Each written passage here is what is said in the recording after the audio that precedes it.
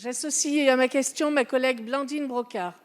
Monsieur le ministre de l'Éducation nationale, tous les groupes vous ont interrogé sur la situation des AESH. Mais tous n'ont pas relevé les efforts effectués par notre majorité, par vous-même et la ministre Sophie Cluzel. Nous savons que vous avez travaillé pour une société plus inclusive dans les actes et pas seulement dans les paroles. Pour les enfants, cela voulait dire leur permettre d'être scolarisés avec les autres, faire des études et ainsi prendre toute leur place dans la société.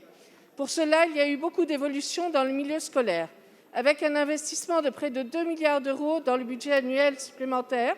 Vous avez facilité la scolarisation des élèves handicapés grâce à la création d'unités localisées pour l'inclusion scolaire, les ULIS, j'en ai visité moi-même une à Vierzon, et grâce au doublement du nombre d'accompagnants les AESH.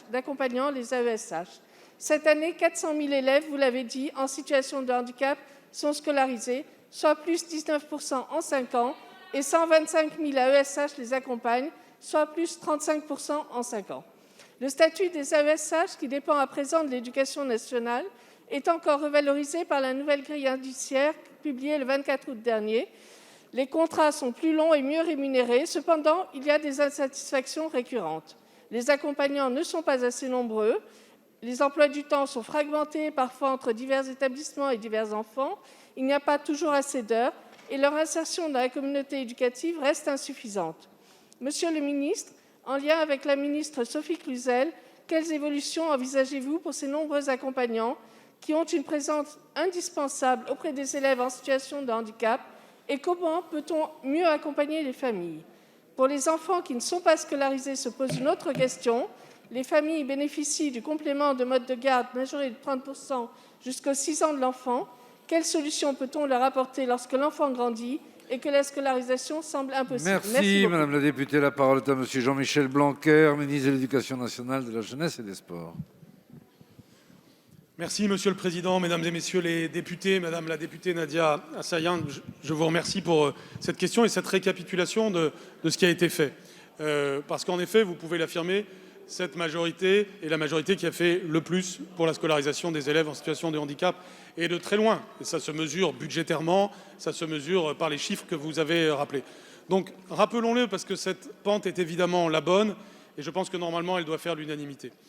Rappelons qu'il y a une philosophie derrière cela. Elle a été affirmée par le président Jacques Chirac dès les années 2000, quand il y a eu les premiers progrès en la matière.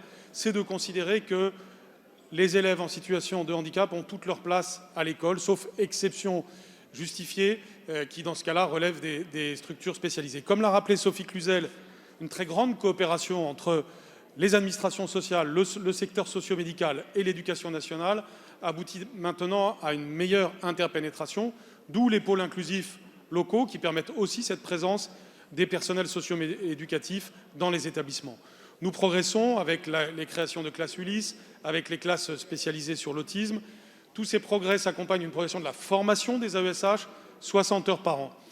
Du point de vue des AESH, il y a donc eu des progrès importants, non seulement parce qu'il y en a plus, mais parce qu'ils commencent à être mieux payés et mieux stabilisés à l'intérieur de l'éducation nationale.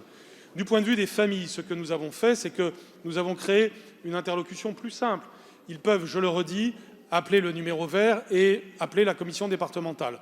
Ce qui fait qu'à chaque fois qu'il y a un problème, nous regardons les solutions possibles. Et puis, du point de vue des élèves, évidemment, ce qui a changé, c'est qu'aujourd'hui, ils peuvent se sentir pleinement à l'école lorsqu'ils sont en situation de handicap, pleinement élèves.